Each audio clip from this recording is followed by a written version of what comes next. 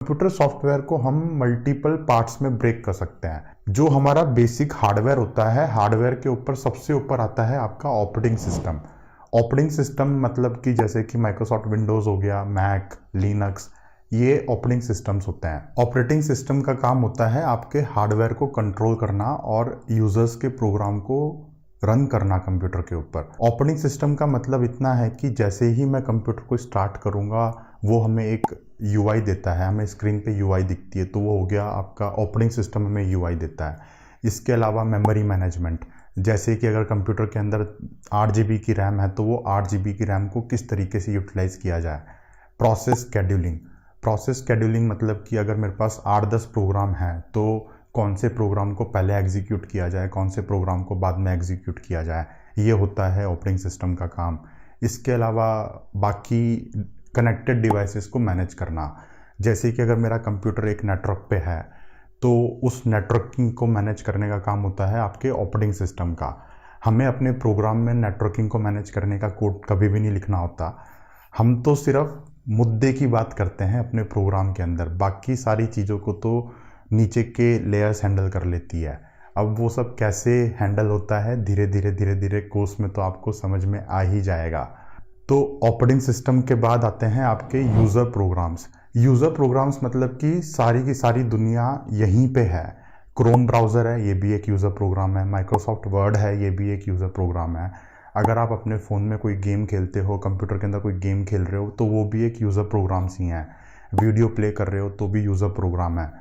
तो user programmes मतलब कि एक ऐसा प्रोग्राम जो कि किसी एक्सटर्नल बंदे ने बना रखा है। अब जैसे माइक्रोसॉफ्ट विंडोज़ है तो माइक्रोसॉफ्ट विंडोज़ तो माइक्रोसॉफ्ट ने बनाया और उसने बना के बाहर मार्केट में रिलीज़ कर दिया। अब माइक्रोसॉफ्ट विंडोज़ के ऊपर मैं कोई भी प्रोग्राम एग्जीक्यूट कर सकता हूँ। अगर मुझे ब्राउज़र चलाना है तो मैं ब्राउज़र एग्जीक्यूट कर सकता हूँ। ब्राउज़र बनाने के लिए आपको गूगल क्रोम है, जैसे वो गूगल ने बनाया है।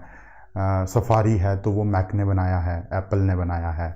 तो ये सब होते हैं आपके user programs. VLC media player है तो वो वीएलसी ने बनाया है। तो ऑपरेटिंग सिस्टम के ऊपर आते हैं आपके यूज़र प्रोग्राम्स। अगर हम भी कोई कोड करते हैं, जैसे कि अगर मैंने क्वाड्रेटिक इक्वेशन सॉल्व करने का कोड लिखा है यहाँ पे, तो ये क्वाड्रेटिक इक्वेशन को सॉल्व करने का जो कोड है, ये भी एक यूज़र प्रोग्राम है जिसको ऑपरेटिंग सिस्टम रन करेगा कंप्यूटर के ऊपर। मैं जब इसको रन करता हूँ तो मैं इसमें ये नहीं बताता कि यार कौन से प्रोसेसर में रन करना है, कितनी रैम चाहिए, फलाना ढिमाका। मेरी हेडेक ही नहीं है ये।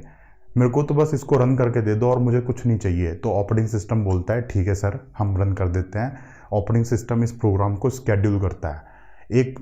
एक यूज़र प्रोग्राम के अलावा और भी बहुत सारे प्रोग्राम्स हो सकते हैं, तो ये ऑपरेटिंग सिस्टम दिमाग लगाता है कि कौन से को पहले रन करना है, कौन से को बाद में रन करना है। तो यूज़र प्रोग्राम्स ही है सारा का सारा जादू। हम यहाँ पे यूज़र प्रोग्राम लेवल पे बात करेंगे। जब भी हम आगे बढ़ेंगे कोर्स में तो हम यूज़र प्रोग्राम्स लेवल पे ही बात करेंगे। इन सब के अलावा एक चीज़ और होती है, आपने बिल्कुल सुना होगा, ड्राइवर्स।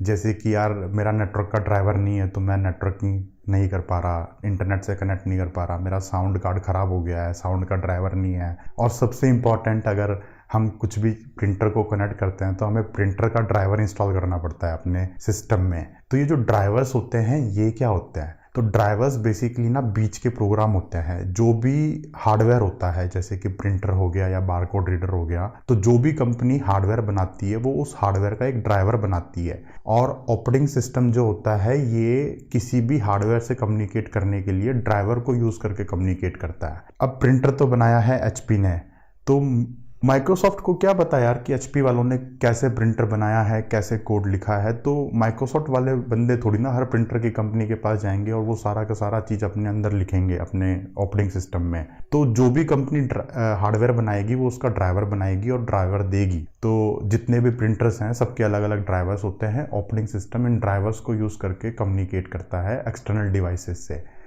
तो इस तरीके से हमारा यहाँ पे ये मॉडल तैयार हो जाता है कंप्यूटर का। नीचे आपकी हार्डवेयर लेयर आती है, उसके ऊपर आपके ऑपरेटिंग सिस्टम और हार्डवेयर के बीच में कम्युनिकेशन होता है ड्राइवर्स के थ्रू। फिर उसके ऊपर आते हैं आपके यूज़र प्रोग्राम्स। अगर इस फंडामेंटल मॉडल को लेके कोई दिक्कत है तो आप नीचे कमेंट सेक्शन में पोस्ट